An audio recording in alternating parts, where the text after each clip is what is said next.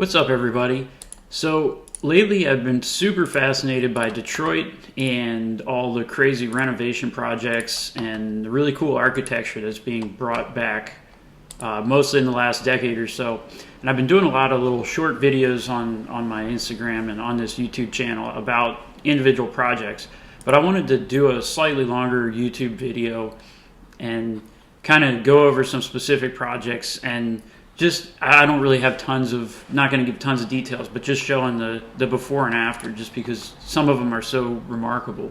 So this first one is the James Scott Mansion. You can't really talk about renovations in Detroit without talking about this one, just because of how far gone the building was prior to the renovation. And then a developer named Joel Landry came in, I think it was like $7 or $8 million, and they fixed it up into 26 apartments. So that's arguably one of my favorite. Anyways, next up we have this building. I think this was a Nicole Curtis one, where similar kind of deal, where it was a neat old building, and the Ransom Gillis house, I guess is what it's called, and then a pretty involved renovation project. They were able to, bring the building back, but maintain a lot of the cool old architecture. Another thing cool about this one is you can see that this wasn't the only thing going on in that neighborhood. Now, you may question some of the architectural choices on the new buildings, but it's neat to see all this new stuff in a place that was pretty dead only 5 or 10 years ago. Next up, we have the Grand Army of the Republic building. This one's closer to downtown Detroit, and this was like a hangout for Civil War veterans back in the day. And then obviously, as time passed, there was fewer and fewer of them. The building fell into the hands of the city, and then only recently did it start getting renovated, and now there's kind of a mixed-use offices and some retail. Very classy, sexy steak restaurant coming in. Next up is the Davenport. This was started as apartment buildings. I think actually when it was built, it was only 6 apartments, or maybe 7 or 8, but it was relatively few for a building of this size. And as you can see, 2013, it was looking pretty bad.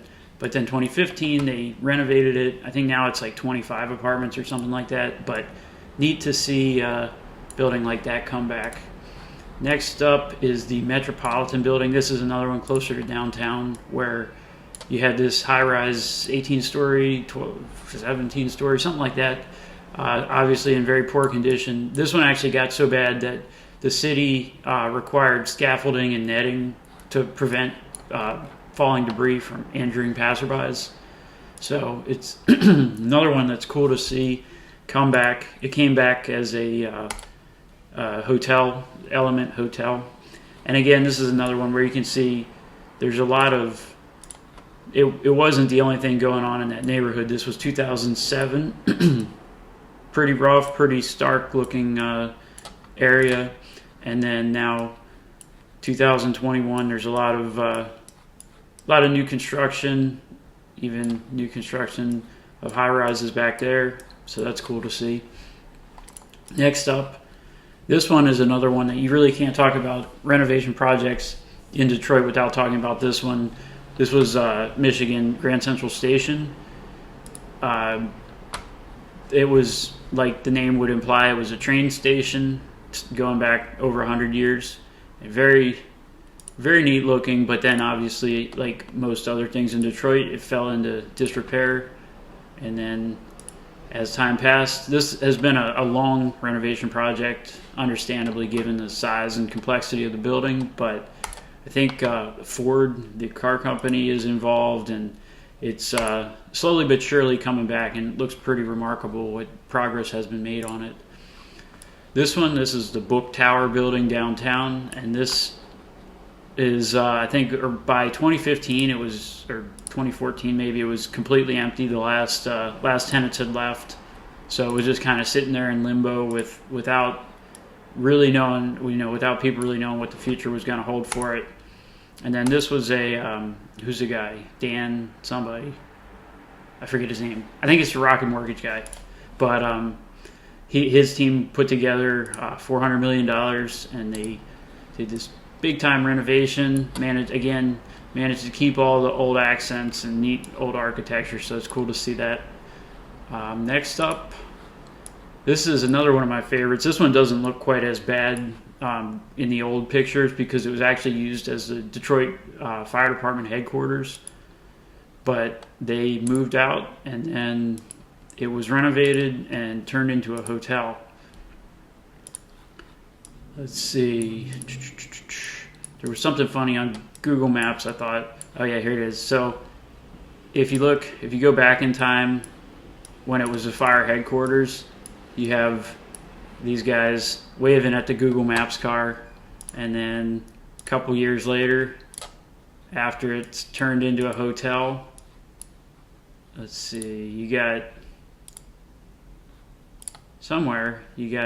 the guys at the door waving at the Google Maps car. So I just thought that was kind of funny that same people or different people, same spot, doing the same thing. Now I can't find it.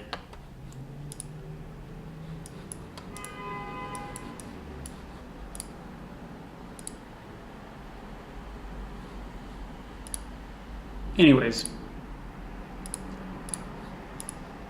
Oh, there it is. Okay, we found it. Anyways, on to the next one. This one was another sort of mid-rise building downtown that was in not very good shape and not really being utilized, covered in graffiti, like a lot of things in Detroit.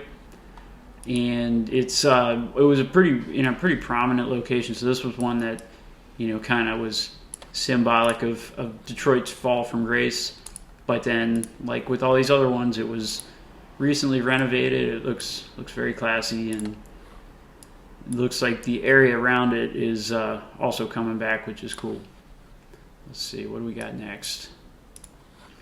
This one was the Elmore building. This one, cool architecture, not really being used for anything. And then this one was turned into like a boutique hotel. It's got a garden behind it. I've seen some people are critical of the addition that went on it, but beggars can't be choosers. I feel like the end result is that it's a much cooler building than it was when it was sitting rotting away. So this was the Cast Apartments or something like that. But similar situation as the last one where it was sitting there. You can see it's actively deteriorating. The facade falling off of it, and it's just not a good look and not headed in a good direction. But then renovation started, and now it's nice, usable apartments, and it looks good. And then finally, this is one of the biggest ones. This is near the Little Caesars Arena. You have all kinds of abandoned buildings and abandoned houses. I'm going to focus specifically on this Hotel Eddystone, but you'll see how dramatic the landscape changes here in a few slides from now. So that sucks that this is cutting off the dates. Let me see if I can. I don't know why this isn't letting me. It's not letting me shrink the. Oh, there we go. Okay. Wanted to get the dates in there so you could see what time frame we're looking at. So 2014 looks about the same. You can see a little construction off in the distance. And then 2015, that big building, they took it down. And 2016, they started building parking garages for the Little Caesars Arena. And then 2017, construction continues. More construction. You can see, I'll flip around to the other side where you can see it might be even a more dramatic view of it. But anyways, Hotel Eddystone, the one that I was originally talking about, it gets renovated and becomes part of that whole Little Caesars Arena complex. If we scroll back in time, as you can see from up close, these were obviously in pretty bad shape and something needed to happen to them. And this one on the left was the one that came down, and then the one on the right is the one that was renovated. And then one last little zooming over to here, you can see the full extent of the construction that went on around in the area of the arena. So this is 2011, 2013, this is when the construction starts. Construction's in full swing now. Lots of parking garages. Oh wait, that's the arena itself. Okay, so then you got the arena, you got these new buildings going up over here, and then this is present day. So all in all, it's neat to see, and there's the Hotel Eddystone back in the background. So neat to see all the changes that are going on in Detroit. And like I said, I'm no Detroit expert. I'm from Baltimore, so I don't, I'm sure there's people that could do these projects more justice and, tell the history and all that. But I just think it's neat seeing all the before and after pictures and screenshot or Google Street View shots. Detroit's a neat place because it's, I would say, unlike Baltimore is, even though it was a big industrial powerhouse back in the, middle of the 1900s, Detroit was really, really wealthy. So, there's kind of a next level of architecture going on in Detroit, which when Detroit declined, that made it look extra creepy because you had all this really fancy architecture that was falling apart.